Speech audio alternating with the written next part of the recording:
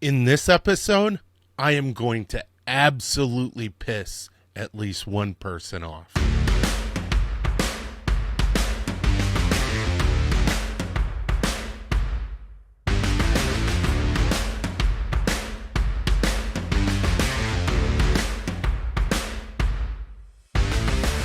Hey, what's going on? What's going on? What's going on? My name is Michael Sahno, and welcome to the Sea and Land Fitness Podcast. This podcast is brought to you by Sea and Land Fitness. So head on over to www.sandlfit.com. If you're watching on YouTube, it's right up in the corner.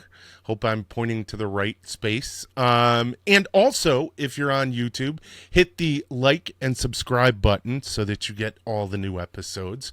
If you are not watching on YouTube, then check out this podcast. Well, you're already checking it out. But if you don't want to listen to it where you're listening to it now, you can find us on SoundCloud, iTunes, Spotify, Google Play, Amazon, and I think that's it. But yeah, so go on, check us out there, and also check out Sea and Land Fitness, where you can pick up some caps, you can pick up some shirts, and yeah, so that's the intro. What'd you think? I think I got a better lock on it this episode.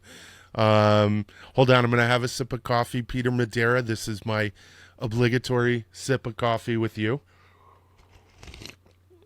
All right, so I said in the beginning of this episode that I was going to piss off at least one person. I'm going to gauge that it's going to be probably quite a few more. What is this episode about, and why is it going to be so controversial? Well, this episode is going to be about something near and dear to my heart, and that is fast food. All right, so the question that I'm going to posit is, or the question I'm going to attempt to answer is, can you eat fast food and live a healthy life? So my answer is, and I'm going to hit you with this immediately, is yes, you absolutely can. And I know a lot of you are cringing right now and going, ugh! But you guys are probably thinking about all of the things that they want you to be eating at McDonald's, at Burger King, at Carl Jr.'s, at KFC, at Wendy's. But there are a number of things that you can eat that are very reasonable. And if you're living a healthy lifestyle and making some good choices, should not be a problem at all. So, you guys know that I am finishing up my master's at the University of Florida, go Gators, and it is in applied physiology and kinesiology.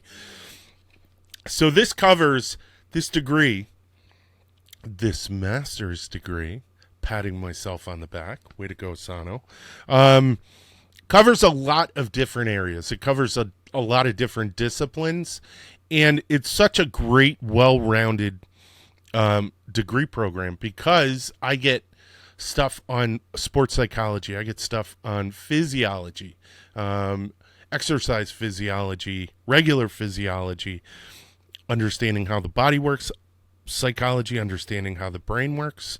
I already had a background in psychology, so I'm just buttressing it.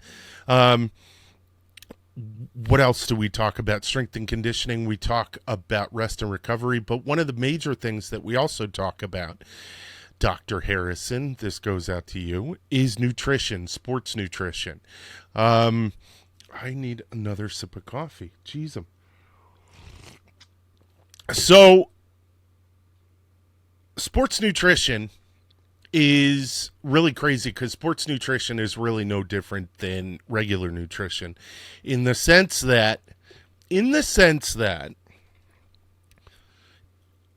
I say this to my wife all the time, what we're trying to do is we're trying to efficiently propel the body through space. You're trying to propel your body from point A to point B or to exist in space. exist. So your cells are functioning. You have cognitive ability, all this stuff. So sports nutrition, if you look at it from that perspective, is no different than regular nutrition. Now, there is a thing such as clinical nutrition where you're dealing with deficiencies in human physiology. You're dealing with illnesses and stuff like that. But that is for very specific acute and chronic instances. Overall, you need to be fueling the system in a way that makes your body efficient. Whether you're a Division I football player or Division I pro tennis player, Division I track athlete, high school track athlete, or someone who just gets up every morning and goes to work and comes home. Somebody who lives a sedentary lifestyle can maintain a very healthy life to a certain degree. They won't have the muscular benefits of movement, but you can't just, and when I say sedentary, I don't mean like they're bedridden. I mean that they get up, they go from point A to point B, and they go to sleep at night, and they don't maintain an exercise routine. So this is something, and it's interesting because this is something that we deal with in sport when we deal with illnesses or when we deal with injuries. We have the athlete taking time off. They taper down on their dietary intake. They might be restricted from physical activity. So they're healthy. These athletes are healthy. They're in a reconstructive phase. They're not doing anything tremendously, physically taxing. So they can live a healthy life. You can live a sedentary, healthy life. I'll argue that. You can exist. Is it the healthiest life? No, I don't think so. I think you need to be doing something.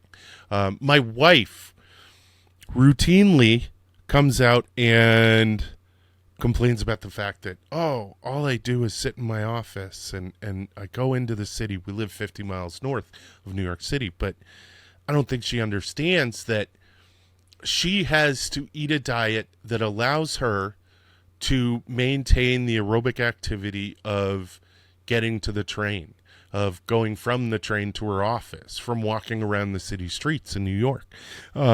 So even though she would be classified as sedentary, I, in no way, shape, or form, think that she is. So a lot of you people out there who are armchair warriors, you can pat yourself on the back, because I don't think you're sedentary. I think you do light or moderate exercise. We'll get you up to medium. Don't worry, we'll get you up to medium intensity. All right. So what were we talking about in the beginning? We were talking about, can you eat fast food and live a healthy lifestyle? So before we get deep into that, I have to read something from Dr. Fink's Sports Nutrition, Practical Applications. This was my textbook from Dr. Harrison, and I actually had the honor of speaking to her on the phone last year to get her to come onto this show. She said she was busy. We'll get her here. But this is what you have to watch out for if you are going to make meal choices that take you to fast food. So the top of this section is called, Can a Diet Be Too High in Fat? So consuming too much fat can lead to the overconsumption of total calories, resulting in weight gain in the form of body fat. Body fat is a less active tissue and does not produce energy for exercise as easily as stored carbohydrates. So, what does that mean, and why did I bring that up? I'm tossing this book over here. The reason I brought that up is because most of your food choices in fast food are high in ding, ding, ding, fat. Why is this a problem? Well, it becomes a math problem. A very actually simple math problem. So protein, you want to make sure we have macronutrients, okay? Macronutrients are the major nutrients that your body needs in order to fulfill all of its bodily functions. You also need vitamins and minerals. Yes, I know. You also need water. Yes, I know. But we're going to talk about macronutrients right now for the purposes of this discussion. So, you need protein, okay? Now, 1 gram of protein has 4 calories in it, okay? So, when you're on My Plate, or what's the one I use? MyFitnessPal, awesome app, by the way. It's telling you your carbs. It's telling you what percentage of your meals are carbs. It's telling you protein, which is also 4 carbs. So carbohydrates, 4 carbs, or carbohydrates, 4 calories, protein, 4 calories. All right. So that's good. Now we know if I have 1 gram of protein, it has 4 calories in it. If I have 1 gram of carbohydrates, it has 4 calories. Well, Mike, how many calories does 1 gram of fat have? I'm glad you asked. 9. 9 calories. So more than double both of them.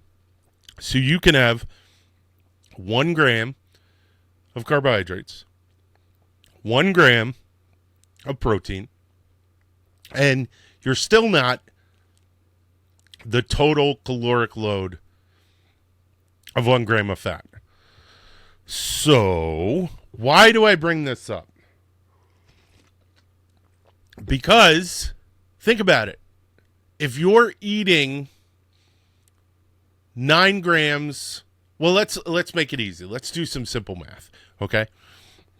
So, what's 5 times 9? 45, right? So 5 times 9 is 45. So 5 grams of fat is 45 calories. 5 times 4 is 20. So 5 grams of protein is only 20 calories. So I can have I can have double and meet my caloric daily intake. Okay? So the more fat you have, the more calories you have. And on top of that, fat doesn't, and I'm going to screw this word up, I know it, satiate, so it doesn't satisfy your hunger as much. Carbohydrates always get that bad rap. Oh, eat all those carbohydrates, you're not going to feel full. Eat all that rice or pasta, you're not going to feel full. That's true. It's absolutely true. That's why you put some protein in it. Why do you put some protein in it? Because protein satiates. It turns off the hunger mechanism a lot quicker than carbohydrates and fat. Now, why am I bringing up all these macronutrients? Because think of the body as a system. All right. So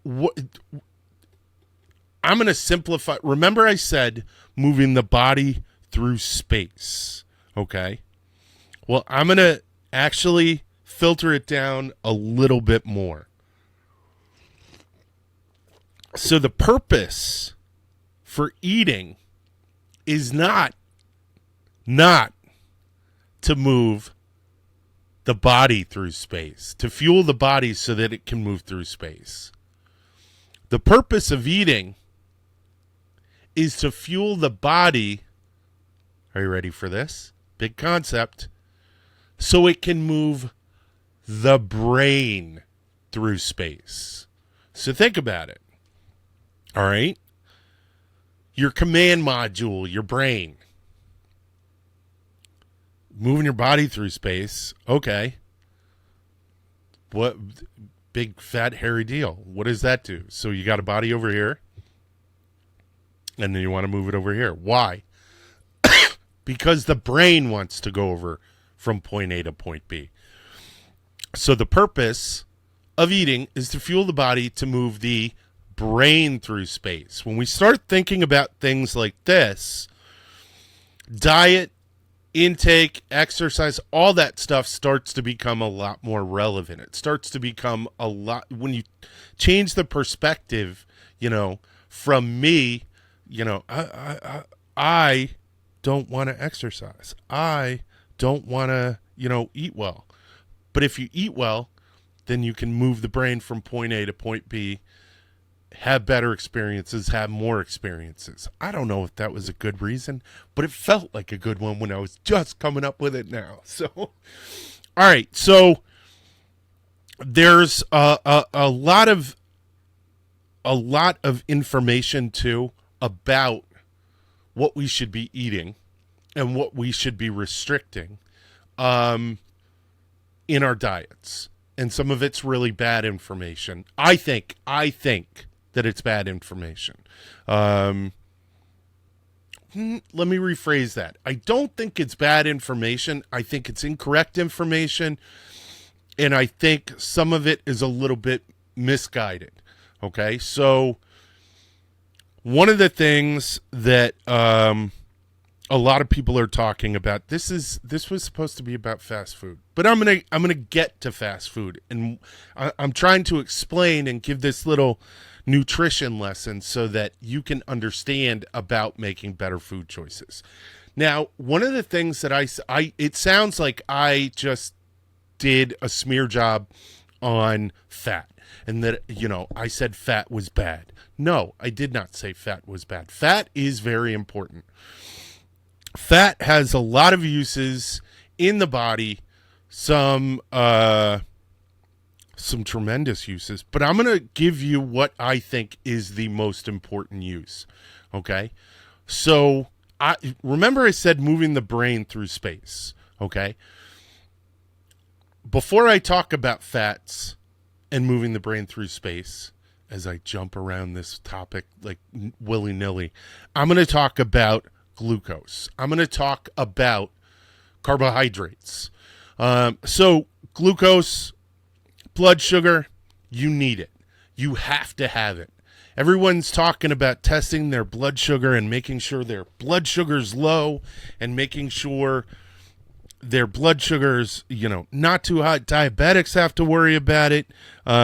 People who are on keto have to worry about it. I'm going to tell you, you just want to maintain your blood sugar levels, okay? Stop thinking about too high. Stop thinking about too low. Unless you're, you have a clinical issue or an illness, then of course you have to think about it. But outside of that, your average person, the lay person, has no reason to be thinking about their blood sugar levels. If you have a headache, if you have low energy, then you probably do, as a normal person, have to think about it because your blood sugar levels are probably low. But what I need to tell you, and this is one of the most important things, is that blood sugar is one of the most important things flowing around inside your body. Why is that? Because it is the brain's primary and only fuel. You need it for your brain.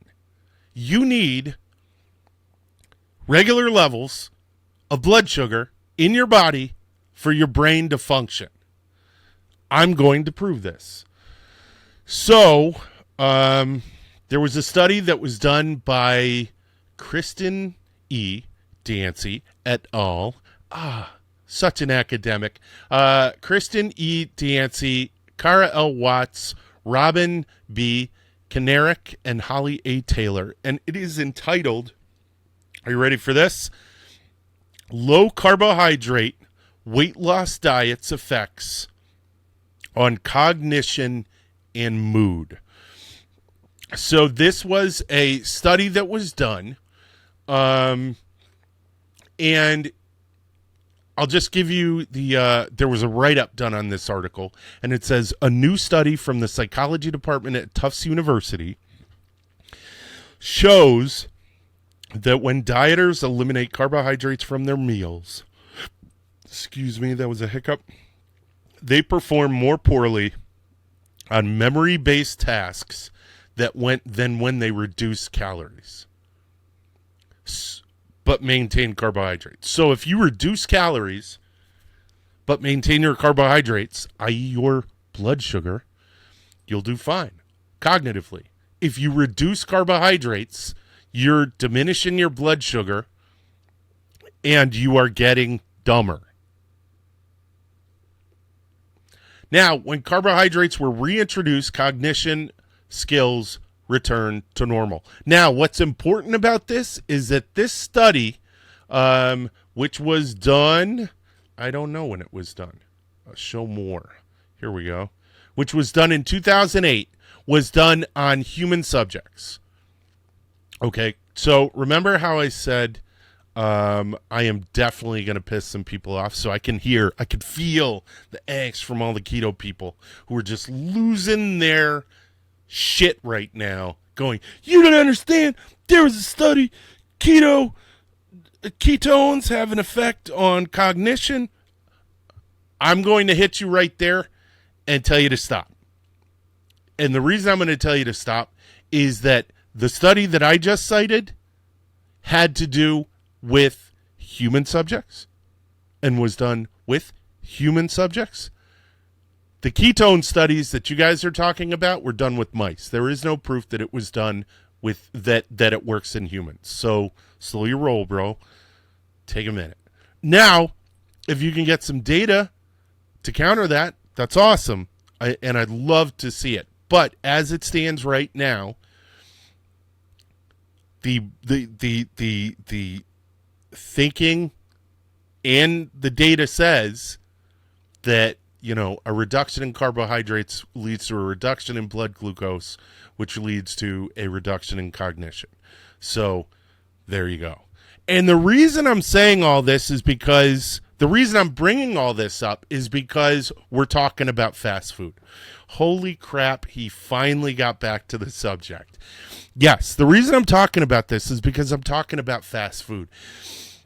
And I'm talking about, a lot of times what people will do is they'll go, hey, can I have that cheeseburger on some lettuce instead?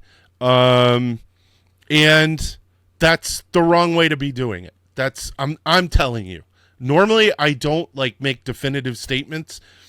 But that one, you know, in terms of diet, because I think that diet is so variable. There are so many variables in diet, and there's so many individual variables from person to person. But I will say this one is straight up. Okay? Don't get rid of that bun and put lettuce there. You need those carbohydrates in order to get a full meal and your daily recommended intake of that macronutrient, carbohydrates. What I will tell you is there is something you could take off that burger. And again, it's probably going to piss some people off. Hold on. I am loving my coffee today. I don't know what is going on. So, there is something you could take off that burger. And some of you have guessed it, and you're like, oh, man, seriously? You could take that cheese off, and you could take that bacon off, because those are super high in fat. I would actually, and here's the thing, and I'm Jewish, I can't believe I'm saying this, I would actually say leave the bacon on and take the cheese off, because the cheese has higher fat. You can actually get some, it's not going to be substantial, but you'll get more protein out of that bacon than you'll get out of that cheese. The cheese is just, and I know someone's probably said, well, no, there's still protein because it's a milk product. Not the cheese that you're getting at McDonald's, not the cheese that you're getting at Burger King. That is why my go-to, if I want fast food, my go-to is Burger King for a Whopper. Because you get a Whopper the way that it was originally made. It is a beef patty that's flame broiled. It's got lettuce. It's got a tomato. It's got onions. I take the onions off because they give me heartburn. I do leave the mayo on. But, you know, I'm not having that big slab of cheese on there. I'm not having the bacon on it. And that is my go-to. When I go to McDonald's, it's funny too, because I'll order a McDouble, but I'll order it without cheese, or I'll order a Big Mac without cheese. You can go to Wendy's and do the same thing. Wendy's actually has, you know, some really good quality burgers. But that's basically what you want to do. You want to start eliminating the fat out of the stuff that you're eating. So get rid of those. So if you have, what are they? That's Crunch Burgers or whatever. And they have, what the heck is it? Onion rings on it. They are awesome. Don't get me wrong. But if you're looking to clean up what you eat, and I don't mean clean eating, man. Let's eat clean. I mean just cleaning up what you're eating, diminishing the fat content in the stuff that you have. So I'm going to tell you a weird story, and I don't know how some of you are going to react, and it's just I'm gonna confide. So as I said, I'm Jewish. So one of the things that I do is I tend to eat kosher. All right. So one of those things that I experienced when I used to go to Israel back and forth a lot. And Israel, you can get it, but it's not very easy to get. You have to go to specific places. They don't have cheeseburgers. They have hamburgers. Even when you go to McDonald's. I went to a McDonald's in Tel Aviv, and I ordered the Americano or something like that, and it was this enormous, beautiful slab of beef, but it doesn't come with cheese. And that caused me, this was years ago I went, that caused me to stop eating. Yes, was it partially religious? Absolutely. But one of the cool things was I liked how I felt after. I actually felt like I enjoyed the food more, as if I absorbed the food more. I don't know if that's real, but it's what I perceived. And I really like hamburgers now. You could do all kinds of stuff. You could put a fried egg on it, all kinds of stuff. But I actually found myself enjoying food a lot as I filtered the fat content out of it, you know. And there's ways to do this, not just in fast food, but you can do this with low-fat options in the grocery store. If you're going to get sour cream, get low-fat sour cream, all right?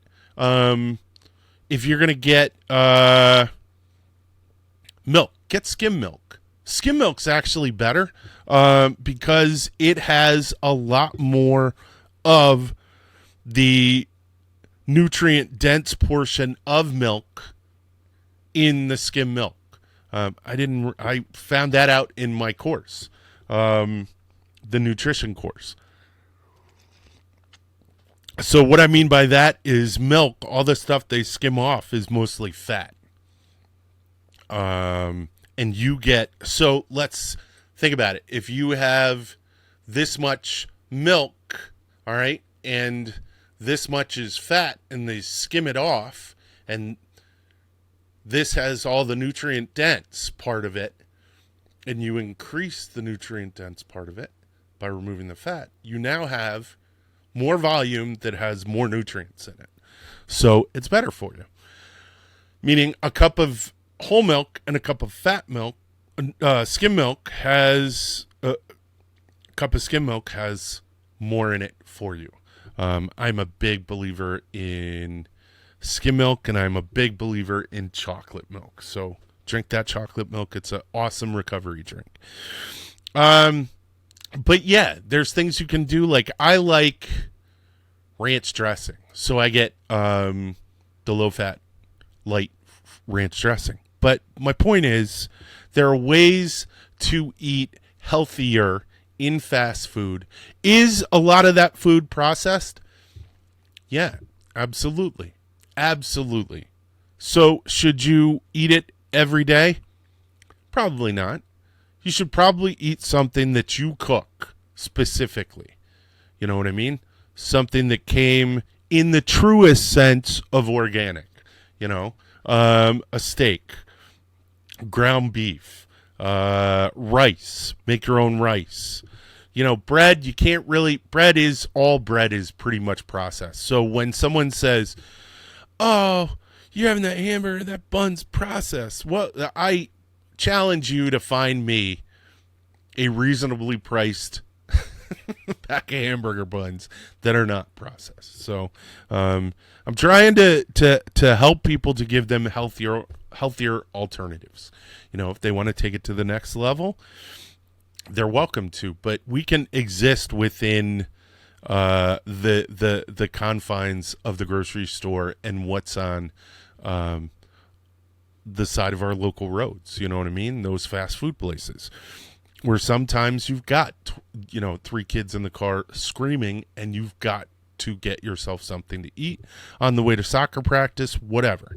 But yeah. Oh, very important. The last one, and this one, again, it's going to piss off a lot of people. And I am a sinner when it comes to this one too. French fries. So French fries, if you are looking to make healthier choices, then French fries, onion rings, all that stuff, they are your worst enemy, because they are calorie bombs, because they're drenched in oil. Now, they're carbohydrates. If you were to eat those potatoes like at Wendy's, they have a baked potato, you'd be fine. But you order the fries, and they get soaked. Have you ever seen some in elementary school where you cut a potato in half and you dye it, you use it as like a dye block or something like that, because it absorbs so well. Well, French fries taste so good because they absorb all that oil, and every ounce of that oil has 9 grams of fat. So they are calorie bombs.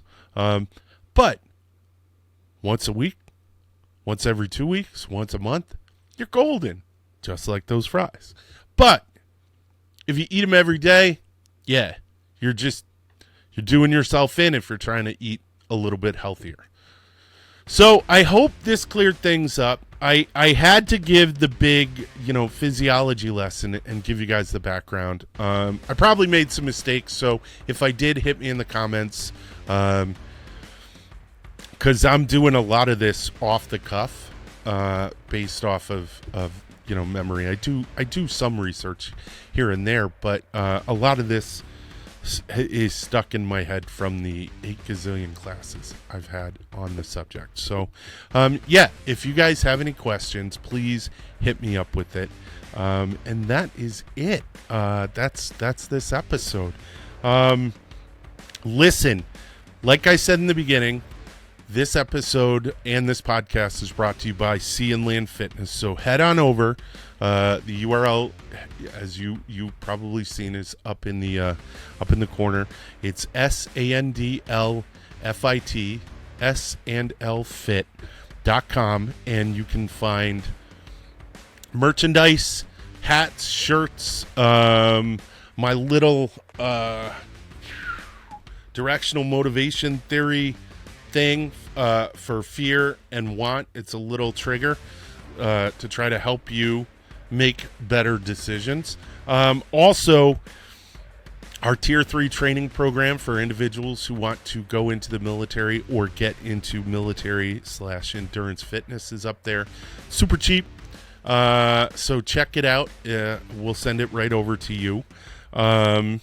And also, if you need any counseling or anything like that, fitness counseling, performance counseling, any of that stuff, just hit me up.